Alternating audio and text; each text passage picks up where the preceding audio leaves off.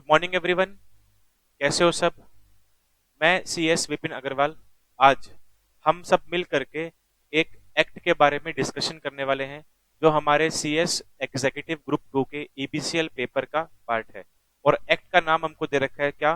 बेनामी transactions prohibition act 1988। बेनामी act, जिसको हम शॉर्ट में बेनामी एक्ट बोल रहे हैं, बेनामी एक्ट है। यूं तो ये एक्ट 1988 में बन गया था और पास हो गया था, पर ये एक्ट ज्यादा फेमस हुआ, ज्यादा ट्रेंड में आया कब? जब बीजेपी गवर्नमेंट 2014 में आई उसके बाद से। और 2016 में इस एक्ट को अमेंड भी किया गया। तो हमको पुराने एक्ट के साथ अमेंडमेंट्स क्या आई थी वो भी डिस्कस करनी है कि अमेंडमेंट के बाद ये एक्ट और ज्यादा स्ट्रॉन्ग हो गया है और ज्यादा हार्श हो गया है। और पहले अमेंडमेंट से पहले ये एक्ट ज्यादा स्ट्रिक्ट नहीं था, इसीलिए लोग पहले अमेंडमेंट से पहले ज्यादा बेनामी ट्रांजैक्शंस परफॉर्म करते थे। पर जब से एक्ट को अमेंड किया गया है, इसके अंदर पेनल्टीज बहुत स्ट्रिक्ट कर दी गई है। उसके अलावा और भी काफी चीजें हैं जो नई लेकर के आए हैं अमेंडमेंट के अंदर, जिसके बाद से लोगों ने बेनामी ट्रांजैक्शन परफॉर्म करना कम कर दिया है, बहुत कम कर दिया है। ठीक है, तो बेनामी ट्रांजैक्शन होती क्या है, हम जरा उसके ऊपर ध्यान देते हैं एक बार, फिर हम हमारे एक्ट में मॉड्यूल में क्या लिखा है उसके ऊपर भी चलेंगे। चलिए एक सिंपल सा एग्जांपल लेते हैं सबसे पहले और हम डिस्कस करते हैं कि बेनामी ट्रांजैक्शन होती क्या है।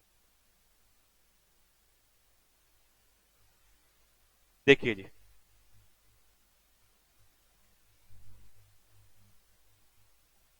बेनामी ट्रांजैक्शन का मतलब क्या होगा हमारे लिए, हम उसको एक सिंपल एग्जांपल से समझते हैं। मान लो एक ए नेम का पर्सन है, ठीक है, उसने क्या किया, एक प्रॉपर्टी परचेज की।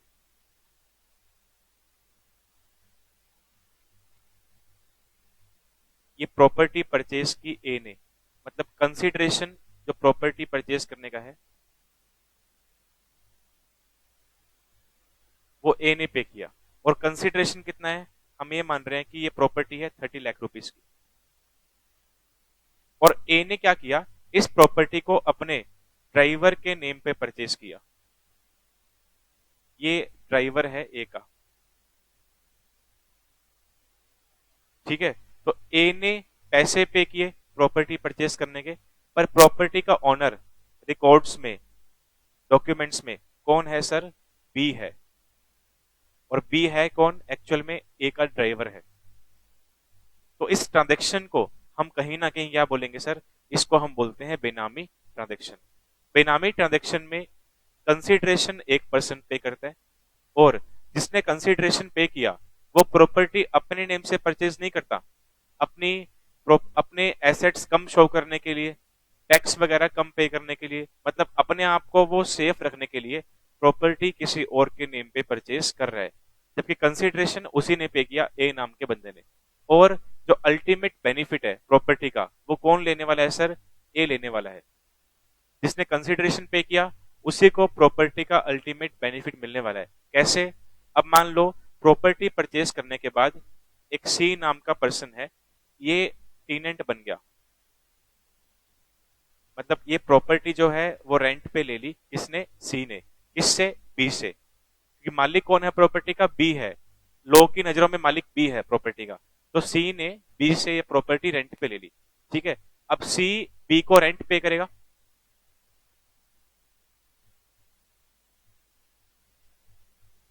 हम मान रहे हैं रेंट है ₹8,000। अब क्या बी ये रेंट अपने पास रखेगा? नहीं सर, ये रेंट बी किसको देगा? आगे ए को देगा, ₹8,000। तो कहीं ना कहीं प्रॉपर्टी का अल्टीमेट बेनिफिट किसको मिल रहा है सर? ए को मिल रहा है। इस ट्रांजेक्शन को हम क्या बोलेंगे सर? इस ट्रांजेक्शन को बोलते हैं बेनामी ट्रांजेक्शन। और जो ये प्रॉपर्टी है इसको क्या बोला जाएगा? बेनामी प्रॉपर्टी बोला जाएगा। ये प्रॉपर्टी है बेनामी प्रॉपर्टी, और जो ये ट्रांजेक्शन इनके बीच में हुई है ए और बी के बीच में, उसको हम क्या बोलेंगे सर? उसको हम बेनामी ट्रांजेक्शन बोलते हैं। तो ये एक्ट बनाया गया ऐसी ट्रांजेक्शन्स को रोकने के लिए। प्रोहिबिशन वर्ड जो है वो हमको ब्रैकेट में लिखा हुआ है। देखिए अब हम थोड़ा सा मॉड्यूल पे चलते हैं। मॉड्यूल में जब आप चैप्टर का नेम पढ़ोगे तो आपको चैप्टर के नेम के अंदर ब्रैकेट में प्रोहिबिशन वर्ड भी दिया हुआ है। प्रोहिबिशन वर्ड का मतलब क्या हुआ? रोकना। तो बेनामी ट्रांजेक्शन्स लोग ना करें, बेनामी ट्रांजेक्शन से रोकने के लिए ये एक्ट बनाया गया। ठीक है, तो कहीं ना कहीं हमको इसका थोड़ा बहुत बेस समझ आता है कि हमने इस चैप्टर में क्या कुछ डिस्कस करना है, बेनामी ट्रांजेक्शन क्या होती है उसका हमने हल्का सा बेस पढ़ लिया। हालांकि बेनामी ट्रांजेक्शन की हमको कंप्लीट डेफिनेशन एक्ट में दे रखी है और बहुत इंपॉर्टेंट भी है एग्जाम के पॉइंट ऑफ व्यू से, तो उसको भी हम डिस्कस करेंगे आगे के पार्ट के अंदर। तो अभी हम स्टार्ट करते हैं हमारा एक्ट।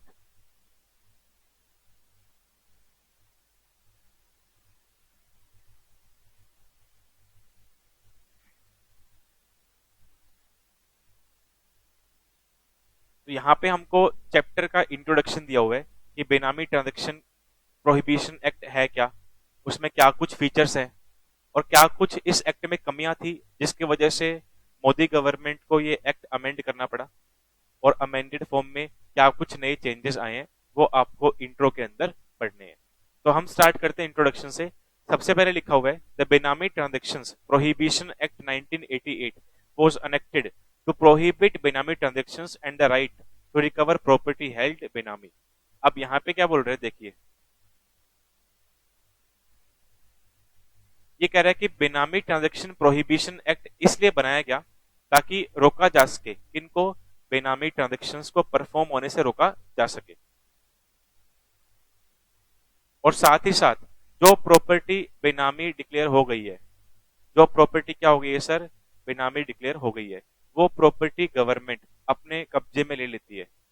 ऐसा भी राइट गवर्नमेंट के पास है कि जो प्रॉपर्टी ऑफिशियली बेनामी डिक्लेयर हो गई है उस प्रॉपर्टी को गवर्नमेंट अपने कंट्रोल में, अपने पोजेशन में ले लेगी।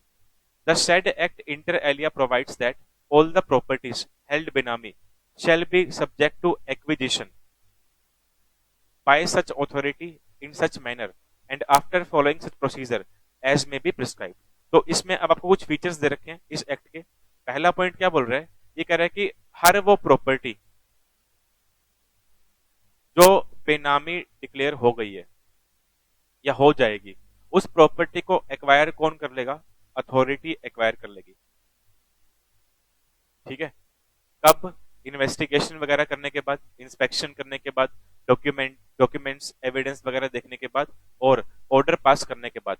अगर एट लास्ट ऑर्डर में ये लिखा गया कि पार्टीज ने एक्चुअल में बेनामी ट्रांजैक्शन परफॉर्म की हुई थी और पार्टीज ने बेनामी ट्रांजैक्शंस के बेस पे बेनामी प्रॉपर्टी परचेज कर रखी है, तो वो प्रॉपर्टी बेनामी डिक्लेयर हो गई है ऑर्डर के थ्रू, तो वो प्रॉपर्टी अथॉरिटी अपने कब्जे में ले लेगी, अपने पास एक्वायर कर लेगी। बी पॉइंट में लिखा हुआ है no amount shall be payable for the acquisition of any property held benami. ये कह रहे हर वो प्रॉपर्टी जो बेनामी डिक्लेयर हो गई है उसको अथॉरिटी अपने कब्जे में ले लेती है, और जिनकी वो प्रॉपर्टी थी उनको बदले में कुछ भी नहीं मिलेगा, कुछ भी पैसा उनको बदले में नहीं मिलेगा, मतलब अथॉरिटी फ्री में वो प्रॉपर्टी उनसे ले लेगी। ऐसा क्यों? क्योंकि उन लोगों ने उस ट्रांजैक्शन को परफॉर्म किया है जो परफॉर्म करना लॉ में अलाउड नहीं है, तो उसकी आपको पनिशमेंट मिल रही है कि वो प्रॉपर्टी आपसे अथॉरिटी ले लेगी और बदले में आपको एक भी रुपया नहीं मिलेगा उसका। सी में लिखा हुआ है the purchase of property by any person in the name of his wife or unmarried daughter for their benefit would not be benami transaction, would not. अब यहां पे क्या बोल रहा है? अगर किसी पर्सन ने अपने वाइफ के नेम पे प्रॉपर्टी परचेज की, मान लो एक मिस्टर ए नाम का पर्सन है, उसने क्या किया? अपनी वाइफ के नेम पे प्रॉपर्टी परचेज की, कंसिडरेशन पे किया ए ने, प्रॉपर्टी का ओनर कौन है? उसकी वाइफ है, तो इस ट्रांजैक्शन को हम बेनामी नहीं मानेंगे, इसको बेनामी से बाहर रखा गया है, बेनामी ट्रांजैक्शन से इस ट्रांजैक्शन को एक्सक्लूड किया गया है। साथ ही साथ एक बात और बोल रहा है, अगर ए ने अपनी अनमैरिड डॉटर के नेम पे प्रॉपर्टी परचेज की है, वो ट्रांजैक्शन भी बेनामी ट्रांजैक्शन से बाहर रहेगी।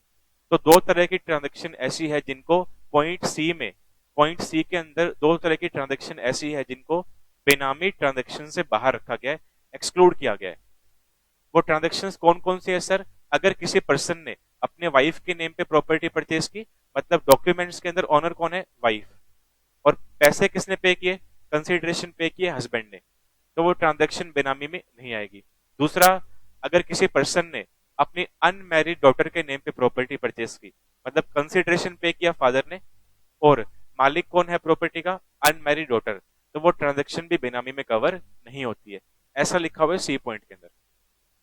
उसके बाद हमको एक पॉइंट और दिया हुआ है, डी पॉइंट। इसमें क्या बोल रहा है, securities held by depository as registered owner as per depositories act 1996 और participant as an agent of a depository would not be benami transaction. अब यहाँ पे क्या बोल रहा है, जब हम डीमेट फॉर्म में ऑनलाइन मोड में सिक्योरिटी परचेस करते हैं किसी भी कंपनी की, तो हमने जो सिक्योरिटी डिपॉजिटरी के थ्रू परचेस की है, डिपॉजिटरी एनएसडीएल सीडीएसएल, अगर हमने उनके थ्रू सिक्योरिटी परचेस की है, तो डिपॉजिटरीज एक्ट में क्या लिखा हुआ है, जब भी कोई पर्सन डिपॉजिटरी के थ्रू सिक्योरिटी परचेस करता है, तो जिस कंपनी की सिक्योरिटी परचेस की है उस कंपनी के रजिस्टर ऑफ मेंबर्स के अंदर डिपॉजिटरी को एज अ ओनर शो किया जाता है, ना कि उस पर्सन को जिसने कंसिडरेशन पे किया।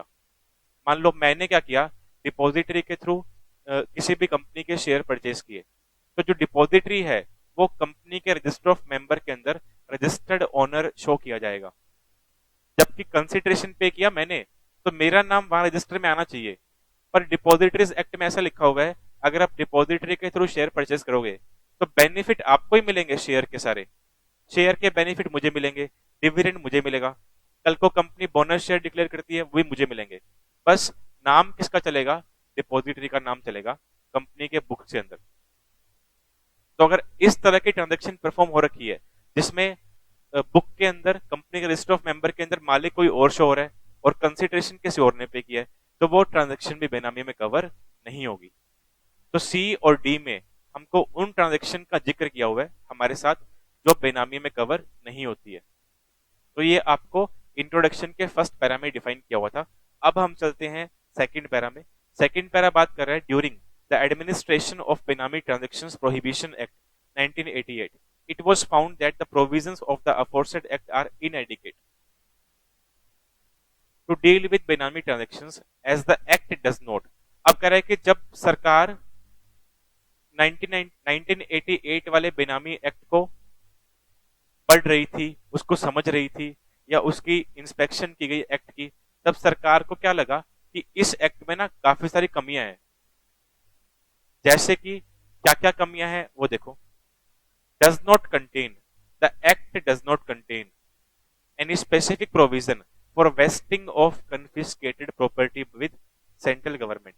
अब देखो कन्फिस्केशन का मतलब क्या होता है, जैसे ही कोई प्रॉपर्टी ऑफिशियली अथॉरिटी के ऑर्डर से बेनामी डिक्लेयर हो जाएगी, तब वो प्रॉपर्टी अथॉरिटी जो है अपने कब्जे में ले लेगी और उस प्रॉपर्टी को कन्फिस्केट कर लेंगे, और कन्फिस्केशन के बाद वो प्रॉपर्टी किसकी बन जाएगी सर, सेंट्रल गवर्नमेंट की बन जाएगी।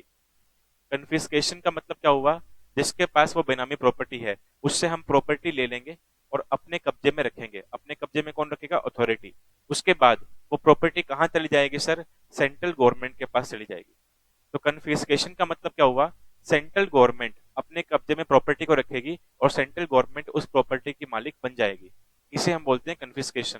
तो कन्फिस्केशन तभी होगा जब पार्टीज गिल्टी प्रूव हो गई हैं, पार्टीज ने बेनामी ट्रांजैक्शन किया है ऐसा प्रूव हो गया है और प्रॉपर्टी बेनामी है ऐसा डिक्लेयर हो गया है, उसके बाद ही प्रॉपर्टी कन्फिस्केट की जाएगी। और कन्फिस्केट होने के बाद प्रॉपर्टी कहां पे रखी जाएगी, सेंट्रल गवर्नमेंट के पास रखी जाएगी, मतलब प्रॉपर्टी का जो मालिक है वो सेंट्रल गवर्नमेंट बन जाएगा। ठीक है, तो कह रहा है कि जैसे ही सेंट्रल गवर्नमेंट प्रॉपर्टी कन्फिस्केट करती है, उसके बाद प्रॉपर्टी की टेक केयर कौन करेगा, प्रॉपर्टी को सेल किया जाएगा नहीं किया जाएगा, उस प्रॉपर्टी से कैसे डील किया जाएगा, इसके बारे में 1988 का एक्ट कुछ भी बात नहीं करता था। इस चीज के बारे में कि कन्फिस्केटेड प्रॉपर्टी का क्या किया जाएगा, उसके टेक केयर कौन करेगा, उसके बारे में 1988 एक्ट में नहीं दिया हुआ था। तो ये कमी थी एक। तो और क्या क्या कमियां थी वो देखिए। Act does not have any provision for an appellate mechanism. जिन लोगों के खिलाफ बेनामी का ऑर्डर पास हुआ है, जिन पर्सन्स पे कार्रवाई चल रही थी, इन्वेस्टिगेशन इंस्पेक्शन चल रही थी और उनको अथॉरिटी ने गिल्टी प्रूव कर दिया, पर वो लोग चाह रहे हैं वो लोग सोच रहे हैं कि हम गिल्टी नहीं है, उनका ऐसा मानना है। तो पहले अमेंडमेंट से पहले एक्ट में अपील करने का कोई भी प्रोविजन नहीं था। जो अथॉरिटी ने ऑर्डर पास कर दिया वो फाइनल और बाइंडिंग होता था। तो अपील करने के लिए कहाँ जाएं, ऐसा कोई भी सीन नहीं था, कोई अपीलेट अथॉरिटी नहीं थी अमेंडमेंट से पहले। एक ये कमी थी। आगे दिया उसके बाद confers, act does not confers the power of civil court upon authorities for its implementation.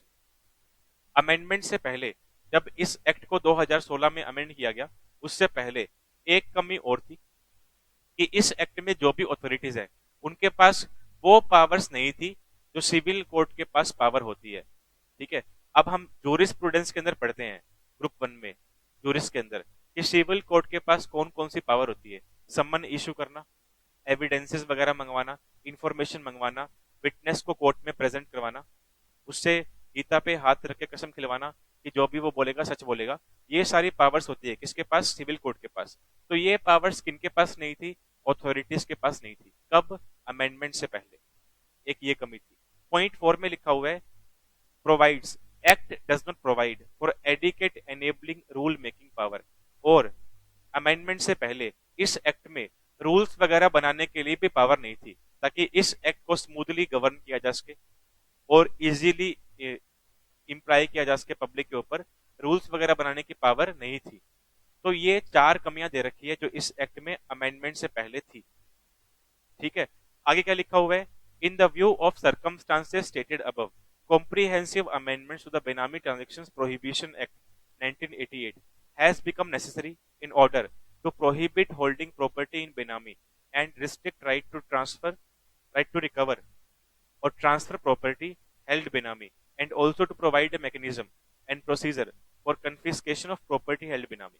अब कह रहा है कि इन सब कमियों को देखते हुए सरकार ने क्या सोचा, हमारी गवर्नमेंट ने क्या सोचा कि हमको इस एक्ट को अमेंड करना पड़ेगा, ताकि जो सेकंड पैरा में हमने कमियां पड़ी हैं, लिमिटेशंस पड़ी हैं, उनको दूर किया जा सके। उनको दूर करने के लिए हमको इस एक्ट को अमेंड करने की रिक्वायरमेंट है। It is therefore felt necessary, तो सरकार को फील हुआ, हमारी गवर्नमेंट को फील हुआ कि हमको इस एक्ट में कुछ अमेंडमेंट्स लेकर के आनी पड़ेगी, ताकि ये एक्ट और स्मूथली और स्ट्रिक्टली पब्लिक के ऊपर अप्लाई किया जा सके। With a view to providing effective regime for prohibition of Benami transactions, the Benami Transactions Prohibition Act was amended through Benami Transactions Prohibition Amended Act 2016।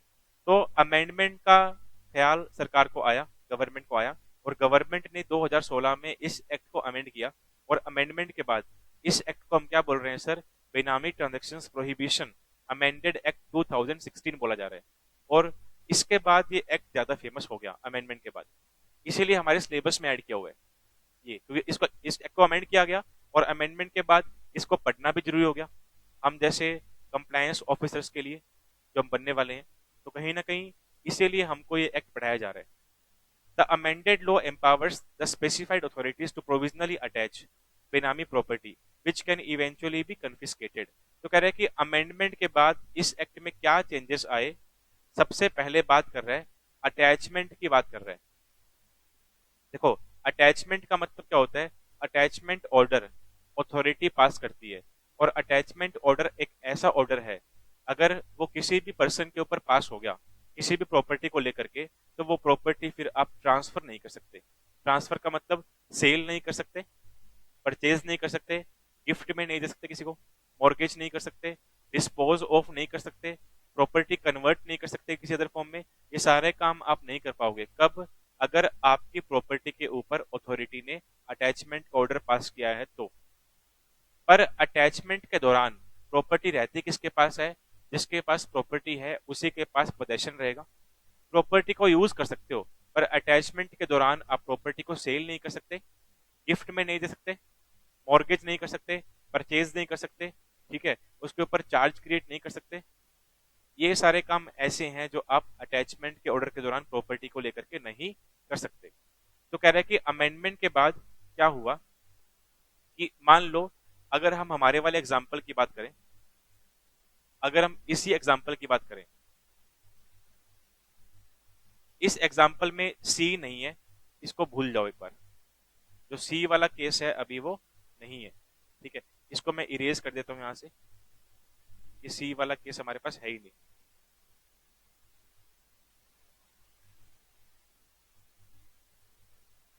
Rent वाला कोई भी सीन नहीं है।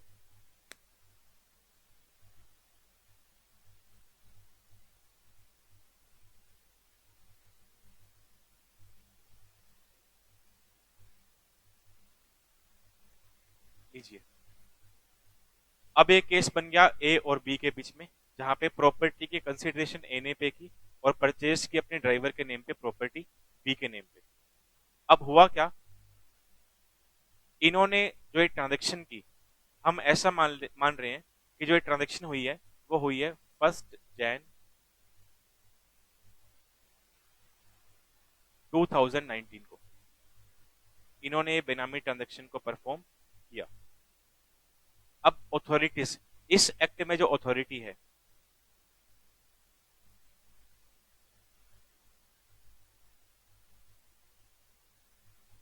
बेनामी एक्ट में जो अथॉरिटी है, उनको डाउट हुआ ए और बी के ऊपर कि इन्होंने क्या कर रखा है, कोई बेनामी ट्रांजेक्शन परफॉर्म कर रखी है, या फिर अथॉरिटी के पास किसी ने कंप्लेन कर दी ए और बी की कि इन्होंने बेनामी ट्रांजेक्शन परफॉर्म कर रखी है। तो अथॉरिटी क्या करेगी, अब इन पे इंस्पेक्शन करती है, इन्वेस्टिगेशन चलती है, ठीक है, इन पे कार्रवाई चलेगी।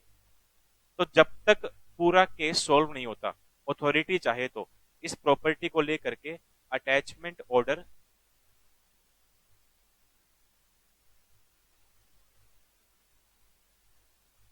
पास कर सकती है इस प्रॉपर्टी को लेकर के, क्योंकि ये प्रॉपर्टी बेनामी है ऐसा डाउट में है। इसको इरेज कर दो।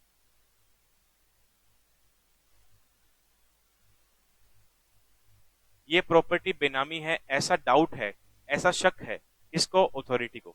अभी क्लियर नहीं हुआ, कंफर्म नहीं है, इन्वेस्टिगेशन चल रही है, इंस्पेक्शन चल रही है, दोनों पे कार्रवाई चल रही है। तो जब तक ये क्लियर नहीं हो जाता कि प्रॉपर्टी बेनामी है या नहीं है, जब तक अथॉरिटी की इंस्पेक्शन इन्वेस्टिगेशन खत्म नहीं हो जाती, तब तक इस अथॉरिटी, जो अथॉरिटी है वो इस प्रॉपर्टी को लेकर के अटैचमेंट का ऑर्डर पास कर सकती है। और अटैचमेंट का ऑर्डर जैसे ही पास होगा, तो फिर अब प्रॉपर्टी का मालिक कौन है, ये है, कैन नॉट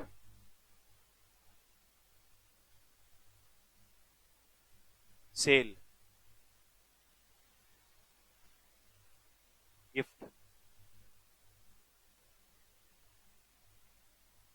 मॉर्गेज,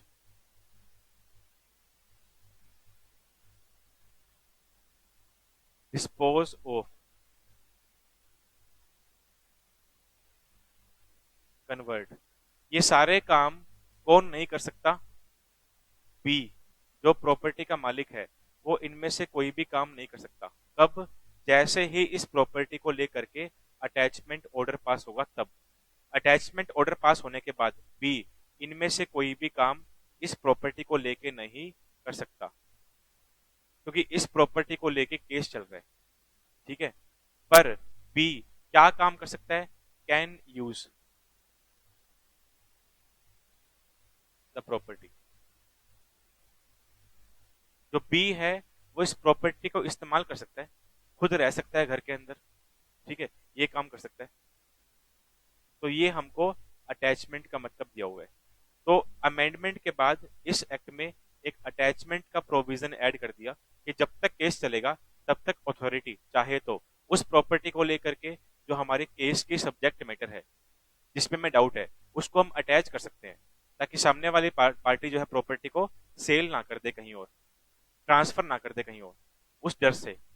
साथ में इवेंचुअली बी कन्फिस्केटेड, इवेंचुअली मतलब बाद में।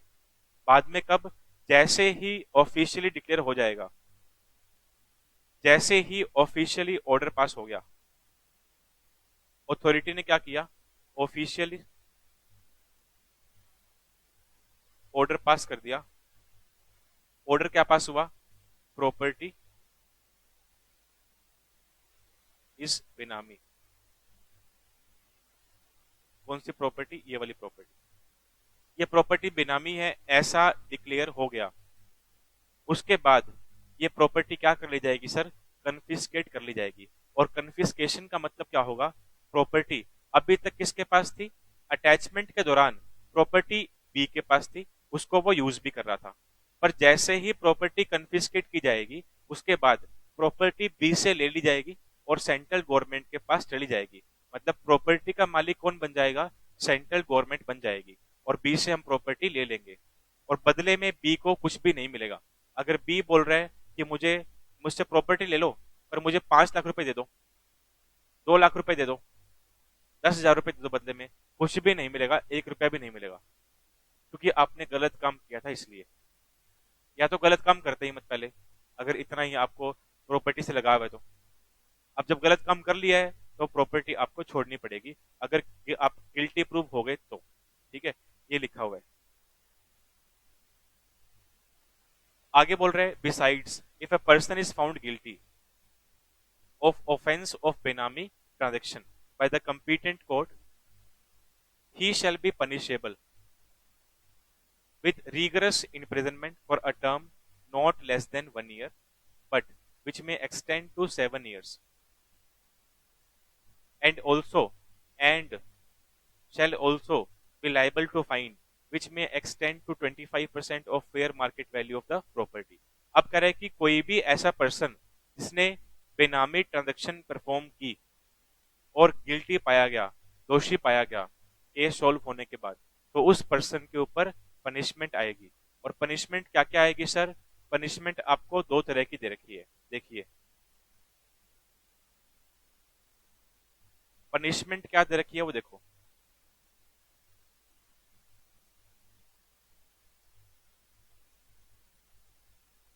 पनिशमेंट ऑन परफॉर्मिंग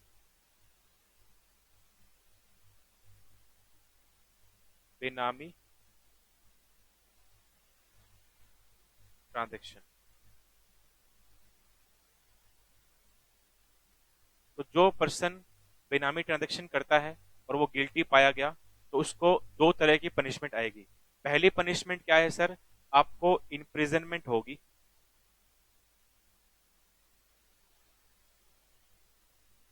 जेल जाना पड़ेगा। और इम्प्रिजनमेंट भी कौन सी है सर, रीगरस है। इम्प्रिजनमेंट भी कैसी है सर, रीगरस, मतलब हार्ड पनिशमेंट है।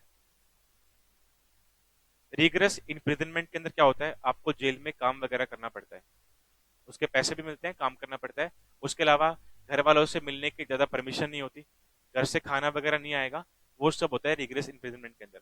तो रीगरस इम्प्रिजनमेंट कितनी होगी आपकी,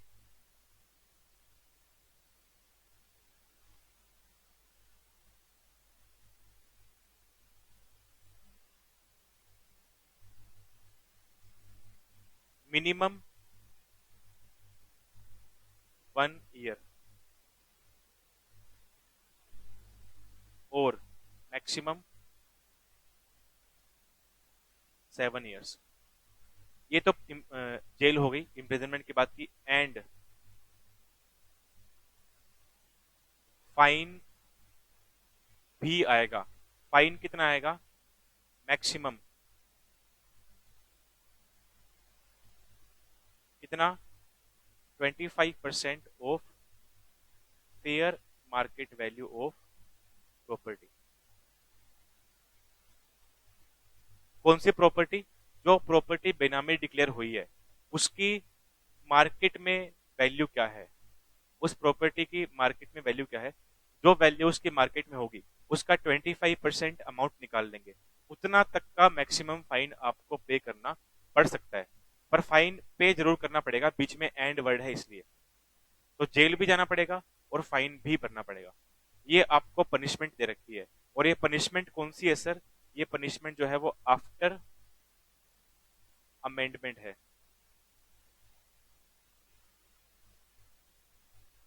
अमेंडमेंट के बाद 2016 से जो पनिशमेंट है वो ये बनती है, इसके ऊपर, उस पर्सन के ऊपर जिसने बेनामी ट्रांजैक्शन परफॉर्म कर रखी है, ऐसा प्रूव हो गया है। ठीक है, तो ये हमने पनिशमेंट भी डिस्कस कर ली, नए वाली जो नई पनिशमेंट है वो हमने पढ़ ली। उसके बाद अब आप आ जाओ फीचर्स के ऊपर। बेनामी ट्रांजैक्शंस प्रोहिबिशन एक्ट के फीचर क्या क्या है, कुछ फीचर्स दे रखे हैं आपको और ये बहुत इंपॉर्टेंट है, इस पे एक बार क्वेश्चन भी आया था पेपर के अंदर। What are the various features of benami transactions prohibition act 1988, ऐसा क्वेश्चन आया था 4 या 5 मार्क के अंदर। तो फीचर्स आपको ध्यान से समझने हैं, बिल्कुल इजी है, जो हम ऊपर पढ़ के आए हैं कहीं ना कहीं वही सारा समरी फॉर्म में पॉइंट्स के अंदर डाला हुआ है। ठीक है, देखो ये कह रहा है कि जो बेनामी ट्रांजैक्शन प्रोहिबिशन एक्ट है वो क्या बात करता है, वो डिफाइन कर रहा है, मतलब इस एक्ट के अंदर हमको डेफिनेशन दे रखी है किनकी, बेनामी ट्रांजैक्शन की, कि बेनामी ट्रांजैक्शन क्या होता है वो इस एक्ट में डिफाइन किया हुआ है। साथ ही साथ बेनामी प्रॉपर्टी क्या होती है वो भी इस एक्ट में डिफाइन किया हुआ है। सर कहाँ किया हुआ है डिफाइन, देखिए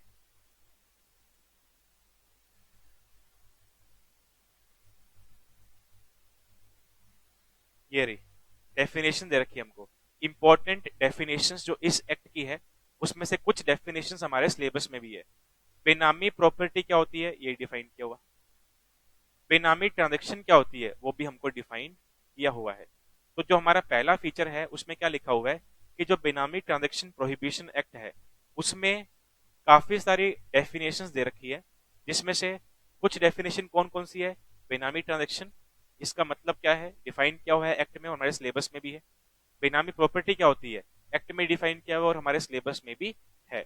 and also provide for exclusions and transactions which shall not be constituted as benami. साथ ही साथ इस एक्ट में ऐसा भी लिखा हुआ है कि कौन कौन सी ट्रांजेक्शन्स ऐसी है जो बेनामी नहीं बनती। सर हमने ये तो पढ़ा था, हल्का हल्का याद आ रहा है हमें, देखिए फर्स्ट पैरा पढ़ा था, इसमें जो सी और डी पॉइंट था जहां पे एक पर्सन अपने वाइफ के नेम पे या फिर अनमैरिड डॉटर के नेम पे प्रॉपर्टी परचेज कर रहे हैं, वो ट्रांजैक्शन बेनामी नहीं बनती, बेनामी से बाहर है, उसे एक्सक्लूड किया हुआ है। साथ में अगर किसी पर्सन ने डिपॉजिटरी के थ्रू किसी कंपनी के शेयर परचेज किए हुए हैं तो उस ट्रांजैक्शन में भी ओनर कोई और है, कंसिडरेशन किसी और ने पे किया, वो ट्रांजैक्शन भी बेनामी ट्रांजैक्शन से क्या है सर, एक्सक्लूड कर रखी है। तो इस एक्ट के अंदर अगर हम फीचर की बात करें, फीचर में क्या लिखा हुआ है, फर्स्ट फीचर बोल रहा है सर कि इस एक्ट में हमको काफी सारी डेफिनेशंस डिफाइन की हुई है, जैसे कि बेनामी ट्रांजैक्शन और बेनामी प्रॉपर्टी। साथ ही साथ कौन कौन सी ट्रांजैक्शन ऐसी है जो बेनामी ट्रांजैक्शन नहीं मानी जाएगी वो भी इस एक्ट में हमको डिफाइन किया हुआ है। ये हमारा फर्स्ट फीचर बोल रहा है। सेकंड फीचर क्या बोल रहा है, अगर किसी ने बेनामी ट्रांजैक्शन परफॉर्म की उसके कॉन्सिक्वेंस क्या होंगे, उसका रिजल्ट क्या होगा वो भी हमको पता है सर, पेनल्टी आएगी, पेनल्टी भी आएगी, साथ में प्रॉपर्टी भी जब्त कर लेंगे, प्रॉपर्टी कन्फिस्केट कर ली जाएगी और किसके पास जाएगी, सेंट्रल गवर्नमेंट के पास जाएगी और गवर्नमेंट बदले में एक भी रुपया नहीं देगी, हमको पता है ये बात भी। ठीक है, तो कॉन्सिक्वेंसेस क्या है सर, पेनल्टी आएगी प्लस वो प्रॉपर्टी जो बेनामी डिक्लेयर हो चुकी है उसको सेंट्रल गवर्नमेंट अपने कब्जे में ले लेगी और बदले में पार्टी को एक भी रुपया नहीं देगी। ये कॉन्सिक्वेंस है बेनामी प्रॉपर्टी परचेज करने के या बेनामी ट्रांजैक्शन परफॉर्म करने के। थर्ड फीचर पे आ जाओ सर, इस एक्ट में ना हमको पेनल्टी क्या क्या आती है वो भी डिफाइन किया हुआ है, अभी डिस्कस किया हमने। देखो ये चार्ट बनाया था, ये रहा बेनामी ट्रांजैक्शन की पनिशमेंट क्या है, पेनल्टी क्या है, अभी पढ़ी हमने चार्ट की फॉर्म में। ठीक है, तो हमको इस एक्ट में पेनल कॉन्सिक्वेंसेस क्या है वो भी डिफाइन किए हुए हैं। आगे बोल रहे हैं इस एक्ट में जो अथॉरिटीज है उनके पास वो पावर्स भी आ गई हैं जो पावर सिविल कोर्ट के पास होती है, पर ये पावर अथॉरिटीज के पास नहीं थी, कब, अमेंडमेंट से पहले, पर अमेंडमेंट के बाद इस एक्ट में जो अथॉरिटीज हैं उनको वो पावर्स भी दे दी गई है जो सिविल कोर्ट के पास होती है। कुछ और फीचर दे रखे हैं इस एक्ट में, हमको काफी सारे मिसलिनियस प्रोविजंस दे रखे हैं, जैसे कि जिनके जिनके यहाँ पे इंस्पेक्शन की जाती है, अगर अथॉरिटी को किसी भी पर्सन पे डाउट है, जैसे कि अगर हमारे एग्जांपल की बात करें, हमारे एग्जांपल में यहाँ पे अथॉरिटी को डाउट था कि ए और बी ने मिलकर के क्या किया हुआ है सर, बेनामी ट्रांजैक्शन परफॉर्म की हुई है, तो अथॉरिटी इंस्पेक्शन करेगी, इन्वेस्टिगेशन करेगी, पर इंस्पेक्शन इन्वेस्टिगेशन करने से पहले अथॉरिटी बी के पास जो ओनर है प्रॉपर्टी का उसके पास एक नोटिस भेजती है। इंस्पेक्शन करने से पहले ये नोटिस जाता है कि हमको डाउट है, मतलब उस नोटिस में क्या लिखा होगा, अथॉरिटी क्या लिख के भेजेगी कि हमको डाउट है आपने बेनामी ट्रांजैक्शन परफॉर्म कर रखी है, और बेनामी प्रॉपर्टी आपके नाम पे है, तो आप बताओ आपके खिलाफ इंस्पेक्शन इन्वेस्टिगेशन क्यों ना की जाए? अगर बता दोगे तो ठीक है, कोई वैलिड ग्राउंड दोगे तो बच जाओगे, वरना इंस्पेक्शन इन्वेस्टिगेशन स्टार्ट हो जाएगी बी के अगेंस्ट में।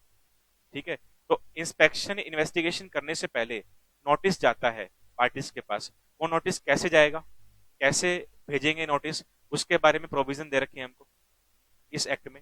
ठीक है, और अगर किसी पर्सन ने गुड फेथ में बेनामी प्रॉपर्टी परचेज कर ली, मतलब केस क्या बन रहा है, अगर मान लो बी ने ये प्रॉपर्टी आगे सी को सेल कर दी, ए और बी ने मिलकर डिसाइड किया कि जो हमारी ये बेनामी प्रॉपर्टी है ये हम सी को सेल कर देते हैं, और सी को इन्होंने नहीं बताया कि जो प्रॉपर्टी ये सी को बेच रहे हैं वो बेनामी प्रॉपर्टी है। तो जिस पर्सन ने गुड फेथ में प्रॉपर्टी परचेज की है, सी ने प्रॉपर्टी परचेज की गुड फेथ में, तो क्या उसके खिलाफ कोई एक्शन होगा या नहीं होगा, ये भी हमको एक्ट में पढ़ना है। नेक्स्ट फीचर दिया हुआ है, सेंट्रल गवर्नमेंट के पास पावर है, वो इस एक्ट में रूल्स वगैरह बना सकती है, और ये पावर अमेंडमेंट से पहले नहीं थी, हमने पढ़ा भी था। अमेंडमेंट के बाद पावर आ गई है रूल्स वगैरह बनाने की, उनको इंप्लीमेंट करने की, ताकि इस एक्ट को और स्मूथली और हार्डली पब्लिक के ऊपर अप्लाई किया जा सके। उसके बाद आगे लिखा हुआ है, it enable central government in consultation with chief justice of high court to designate one or more court of session as special court or special courts for the purpose of the act. अब कह रहे हैं कि central government के पास power है इस act में fall होने वाले केसेस को सोल्व करने के लिए अलग से स्पेशल कोर्ट बनाए जाएंगे। सेंट्रल गवर्नमेंट क्या करेगी, हाई कोर्ट के चीफ जस्टिस से मिल करके, उससे कंसल्ट करके अलग से सेंट्रल गवर्नमेंट क्या करेगी, कुछ स्पेशल कोर्ट्स बनाएगी। या तो वो कोर्ट एक भी हो सकता है, एक एरिया में एक स्पेशल कोर्ट हो सकता है, या फिर एक ही एरिया में more than one special courts भी हो सकते हैं। वो मर्जी सेंट्रल गवर्नमेंट की है कि वो एक एरिया में एक कोर्ट बनाती है या मोर देन वन बनाती है। और जब वो कोर्ट बनाए जाएंगे, उन कोर्ट्स के अंदर कौन से केस डील किए जाएंगे, सोल्व किए जाएंगे सर, वो वाले केस सोल्व किए जाएंगे जो बेनामी एक्ट से जुड़े हुए हैं। नेक्स्ट दिया हुआ है, it provides penalty for entering into बेनामी ट्रांजैक्शन।